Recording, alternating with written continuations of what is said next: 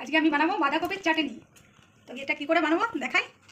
এই যে এটা ছোট করে কাটতে হবে, এগুলো ফেলে দিতে হবে। এই যে মোটা মোটা আছে এগুলো নিয়ে যাবেন।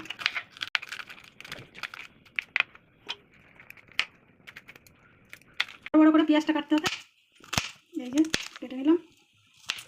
খেতে খুব ভালো লাগে, খেলেই বুঝবেন। অল্প তেল দিতে হবে। এই দেখুন আমি কতটা তেল দিচ্ছি, একদম অল্প, এতে কড়াই তেল একটু তেলটা লেগে থাকে বাস। পেঁয়াজ কাটাগুলো দিয়ে দেবো, রসুন দেবো, লঙ্কা দেবো।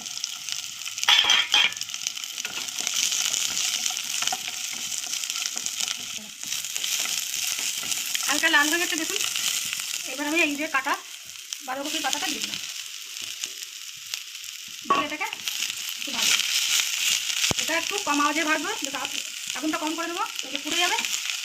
হালকা আগুনে সুন্দর ভাজা হবে।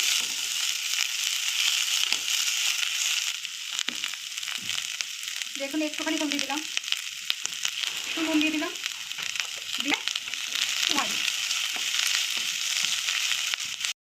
এরকম করে ভাজতে হবে। এবার আমি এটাকে খানিকক্ষণ ছেড়ে দেবো ঠান্ডা হওয়ার জন্য। একটু সর্ষে দিলাম, যে বাঁধাকপিটা ঠান্ডা হয়ে গেছে এটা দিলাম।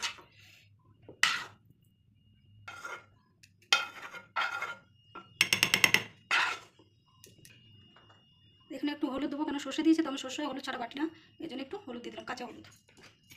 এবার এটা বেটে নেবো। চাটনিটা বেটে নিলাম দেখুন।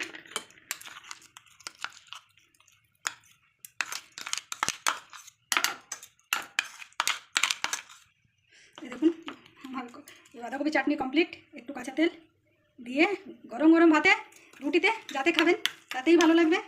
যদি ভিডিও ভালো লাগে তাহলে লাইক ফলো কমেন্ট করবেন। নমস্কার।